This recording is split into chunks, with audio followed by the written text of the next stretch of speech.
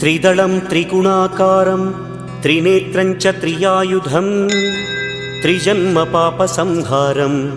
एकबिल्वं शिवार्पणम् त्रिशाखैः बिल्वपत्रैश्च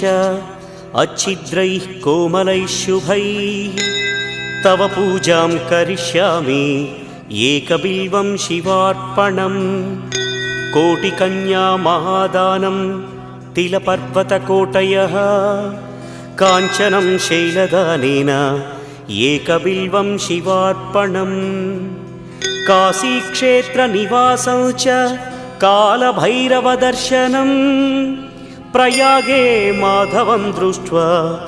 एकबिल्वं शिवार्पणम् इन्दुवारे व्रतं स्थित्वा निराहारो महेश्वर